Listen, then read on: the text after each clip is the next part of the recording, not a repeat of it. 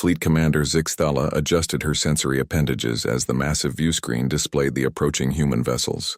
The hegemony's finest armada stretched across 3 star systems, a show of force that had brought a dozen civilizations to their knees without firing a single plasma bolt. Today would be no different. "Commander, the humans are transmitting on all frequencies," reported her tactical officer, his mandibles clicking nervously. "It appears to be music?" Zixthala's 4 eyes narrowed. Music during a military confrontation? She had studied these peculiar bipedal creatures extensively. They were known for their irrationality, their tendency to pack bond with literally anything, and their disturbing habit of naming their weapons. But this was unexpected. "Put it on speakers," she commanded. The bridge filled with what could only be described as celebratory sounds, brass instruments, percussion, and something the humans called cheering. It was festive, almost joyous. Zixthala felt her confidence waver for a microsecond before reasserting her superiority. Clearly, the humans had finally realized the futility of resistance and were celebrating their inevitable surrender. "Sir," the communications officer's voice carried a note of confusion. "They're requesting permission to perform a flyby demonstration?" "A demonstration?" Zixthala's laugh was a harsh chittering sound that echoed through the command center. How delightfully primitive. "They wish to show us their inferior technology before they surrender. Grant them permission. Let them have their little parade before we add their worlds to the hegemony." The human fleet approached in perfect formation. Their ships were smaller than expected, sleek and silver, moving with surprising grace. They arranged themselves in elaborate patterns, weaving between the massive hegemony dreadnoughts like dancers performing an intricate ballet. "Beautiful, isn't it?" Zixthala mused, watching the display, like insects before the storm. Her tactical officer's readings suddenly spiked. "Commander, I'm detecting massive energy signatures from the human vessels, but they're not weapon signatures.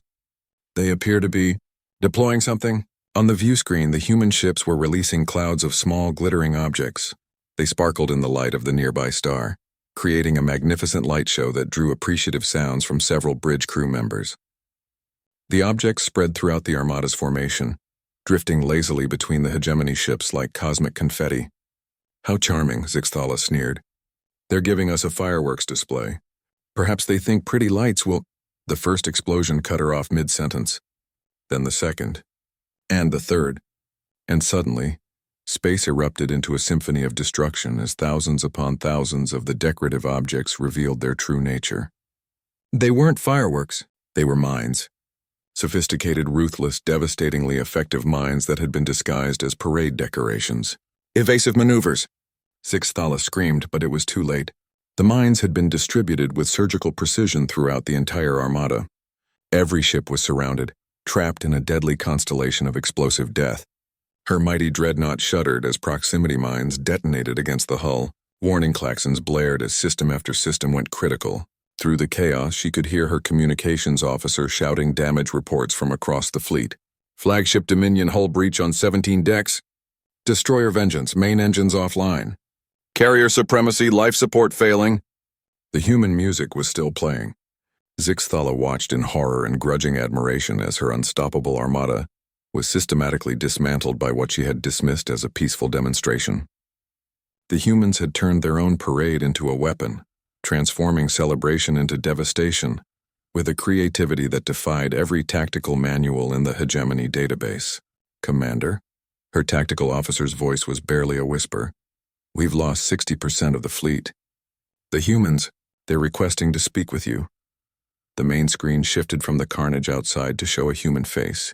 The creature was smiling, actually smiling, as explosions lit up the space behind it.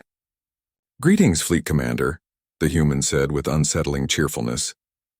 "I'm Captain Sarah Chen of the Terran Defense Force. I hope you enjoyed our little light show. We call it aggressive confetti distribution." Zixthala found her voice. You used a parade as an attack. That's innovative, creative, absolutely brilliant?" Captain Chen's smile widened. "You know, Commander, you're not the first alien empire to mistake human celebrations for surrender. We've had lots of practice turning parties into tactical advantages. Birthday surprise attacks, wedding day ambushes, graduation ceremony orbital strikes were very versatile." "This is impossible," Zixthala muttered. "No civilized species would—" There's your first mistake, Chen interrupted. Assuming we're civilized. We're humans, Commander. We pack bond with our weapons, we name our ships things like diplomatic immunity and aggressive negotiations, and we absolutely will disguise a minefield as a parade float if it gets the job done.